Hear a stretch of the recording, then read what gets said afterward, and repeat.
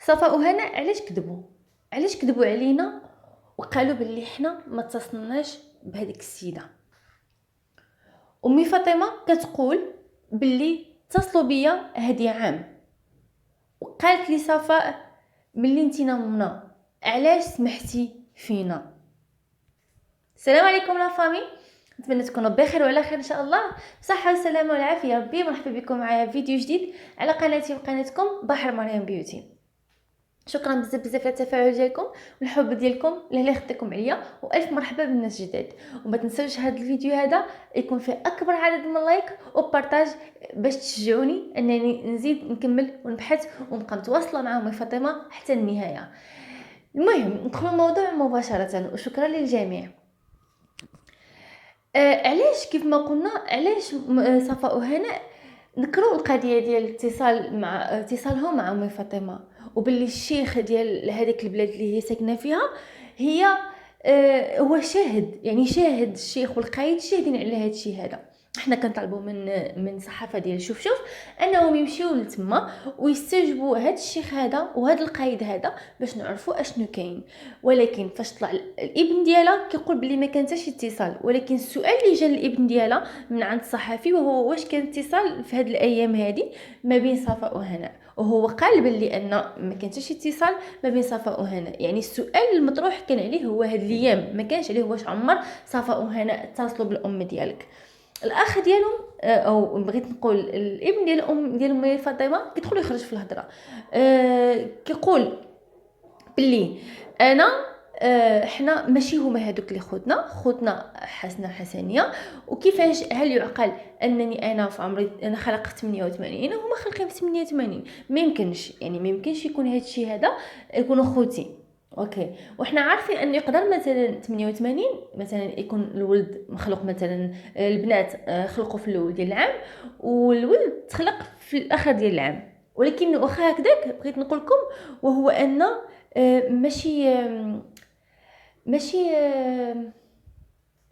شنو نقول لكم، ماشي صحيح هذه المعلومه، فهمتوا؟ المهم انا كنهرب من الموضوع كنسى اشنو بغيت نقول. كيف ما قلت انه قال بلي ما كاينش اتصال بينهم وبين صفاء وهناء، ومي فاطمه كتاكد انه كان اتصال، وقالت لها بلي اختي وهي تقول لا كيفاش اختك، واش انا بنتك وانت كتقول لي اختي؟ يعني هنا كتقول بالتفاصيل مي فاطمه كلشي. واش ممكن يكون زعما هادشي صدفه؟ واش ممكن يكون زعما هادشي غير من راس ديال مي فاطمه؟ انا ما كنظنش، لان ما يمكنش هي تجي وتقول هاد الهضره هادي غير هكذاك الا ولا ما كاينش شي حاجه كاينه ديال بصح. وقالت بلي هي فتات في السبيطار حتى عيات وقلبات حتى عيات وما لقات حتى شي حاجه، وعملات النداء يعني من بعد ما كانوا هما كيسكنوا في الصويره مورا ديك النداء ما بقاوش كيسكنوا في الصويره رحلوا، يعني عملات النداء وكل شيء، ولكن ما لقات حتى شي حاجه وهي تسكت على الموضوع. من بعد عاود فكروها الناس في الموضوع وعاود ناضت كتبحث، رغم ان الابن ديالها كيقول بلي انها دائما كتبكي صباح وليل. وعلاش قلت لكم بلي هو متناقض؟ حيت هو قال بلي هذوك ماشي خوتي، ما يمكنش يتزادوا 88 وانا في 88. ومن بعد قال الوالده ما بغات منهم والو غير يجيو يشوفوها وتشوفهم باش الكبده ديالها تبرد، يعني ما بغاتش لا فلوسهم ولا حتى شي حاجه، يعني غير يشوفهم تشوف ولادها باش ترتاح. يعني هو كيدخل ويخرج الهضره، لا حق زايدين في 88 لا حق يجي يشوفوا امهم. هادشي لا يعقل، ما كيدخلش للعقل. المعلومات اللي بغيت نعطيكم اليوم وهو اننا توصلنا بالنسب بالاسم والنسب ديال الاب صفاء وهناء، حيت بزاف جاوني ديال التعاليق كيقولوا لي مريم ربما يكون الاب صفاء وهناء حيت هو اللي كتهضر عليه، امي نايمه لانه هو تاجر. كنقول انا جبت الاسم والنسب ديالهم، ولكن لازال البحث مستمر على النسب والاسم ديال التاجر اللي وقع له مشكل مع امي فاطمه. يعني خصنا الصحافه ديال شوف انها تقلب لنا وتقصي على هاد النسب ديال التاجر باش نعرفوا ونربطوا الاحداث مع بعضيتها. لان الاحداث ما مفهوماش. وان شاء الله نزيد نقلبوا حتى نعرفوا النسب ديالو والاسم ديالو باش نشوفوا.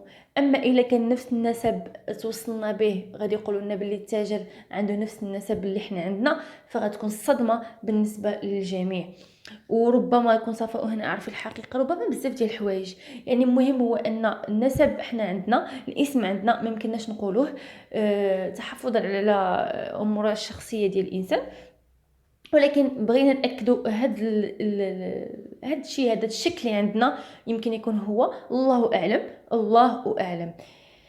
اما بالنسبه لصفاء وهنا، صفاء وهنا ما خلقينش في 88، خلقين في 87. اوكي، ما خلقينش في 88. والسن ديالهم الحالي وهو 34 كنظن، ولا 34 سنه كنظن. ومزدادين في مدينه خريبكه، وتزادوا على 7 شهور. يعني المعلومات اللي قالت امي فاطمه هما بيدهم راه سبق لهم قالوها بلي تزادوا على 7 شهور، وبلي خلقت صفاء قبل من هناء ب4 دقائق. وحتى امي فاطمه قالت باللي بنتها حسنيه خلقات قبل من حسناء ب4 دقائق. يعني الاحداث حدا بعضيتها. وقالت كذلك امي فاطمه ان التاجر اللي وقع معه مشكل وهو عنده 4 ديال الوليدات حاليا. صراحه بزاف ديال التوسويس كيدخل لي في راسي، وبزاف ديال الناس كيزيدوا يوسوسوني اكثر، خصوصا الناس اللي معايا اللي كيخدموا معايا في الخفاء، كيبحثوا معايا في الخفاء، كيقولوا لي مريم الا لاحظتي ان امي فاطمه قالت بلي التاجر عنده 4 الاولاد، وباه ديال صفاء وهناء عنده 2 ديال البنات، حسناء واسماء، وكذلك خالد واحد الولد اخر اسمه لطيف ولا عبد اللطيف، شي حاجه بحال هكذا. يعني 4 جوج دراري، وقالت عنده 2 دراري وجوج البنات. يعني الاحداث مترابطه ببعضيتها، الاحداث مترابطه ببعضيتها. يعني باقي ما عارفينش راس الخيط. خص شوف الصحافه ديال شوف هي اللي تجيبنا هادشي هذا، خصها تجيبنا الناس بالاصل، تجيبنا هاد المعلومات باش نزيدو نتاكدوا حنا اكثر، باش يسهل علينا البحث في الموضوع. المهم هو ان صفاء وهنا خالقين في 87 في مدينه خريبكه. امي فاطمه قالت بلي انهم تزادوا في مدينه خريبكه في سبيطار لوبيز ياك لوفيز ولا لوبيز لوفيز. المهم ما نعرف، ما كنعرفش المناطق. وكذلك صفاء وهنا ملي بحثت في الموضوع حتى هما خلقوا في نفس السبيطار في نفس المستشفى. يعني هنا احتمال كبير بزاف انهم يكونوا وليداتها، احتمال كبير. وكذلك انهم كيجيبوا، هما اللي قالوها بدقمهم، انهم كيجيبوا عقد الزديه ديالهم من خريبكه، كيمشيو حتى لخريبكه باش يجيبوه، وهما ما كيسكنوش في خريبكه. وجاني واحد القضيه قال لك لا مريم حقا التاجر ديال باهو ديال صفاء وهنا هو صويري ماشي خريبكي. هاد المعلومات هذه خصنا نتاكدوا منها وديك الساعه نقول لكم ان شاء الله في الفيديو هذا اللي ماجي اللي مورا هذا. المهم هذو المعلومات اللي جمعنا على ان صفاء وهنا خلقها 87 ما خلقينش 88، وانهم مزدادين في مدينه خريبكه، وانهم تخلقوا في نفس السبيطار اللي درت عليه امي فاطمه. ولا جينا نشوفوا ان نفس العمر نفس كل شيء، الطريقه اللي هضرت، يعني المعلومات اللي هضرت عليهم من نفس الشيء، حتى هما تخلقوا على 7 شهور. يعني هنا الشكوك كيزيد يكبر اكثر واكثر. وحتى الممرضه قالت مشاو عند الناس للطبيب باش يطمنوا عليها وهي في خبر هذه القضيه هذه، وقالت باللي هي كتستجمع القوه ديالها باش ترجع وتبحث في الموضوع. وقالت باللي حتى هي كتشك 80% ان صفاء وهناء يقدروا يكونوا بنات امي فاطمه. يعني الامور كل مره ماشيه شويه كتوضح.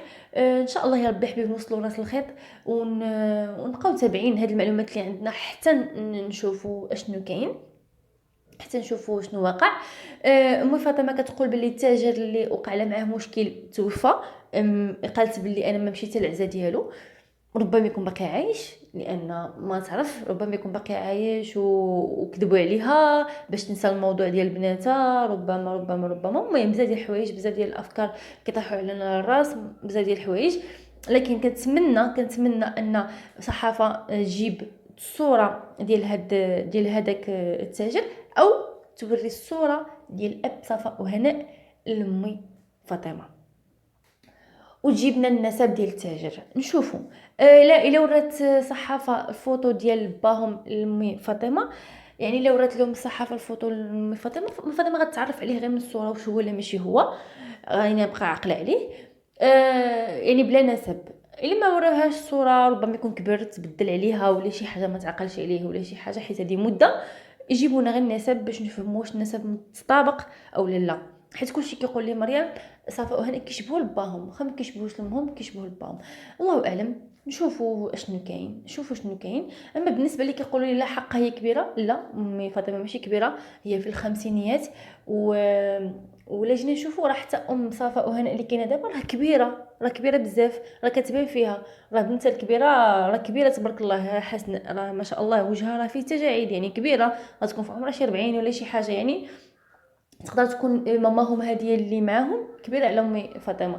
المهم هاد المعلومات هادو كيف ما قلت لكم هما اللي كاينين دابا، وان شاء الله يا رب الحبيب غنزيدو نتاكدوا من النسب وهذا الشيء. وغادي اي جديد غادي نقول لكم في القناه ان شاء الله. ومع اللقاء مع فيديو قديم. كانت معكم مريم، قناتي وقناتكم بحر مريم بيوتي.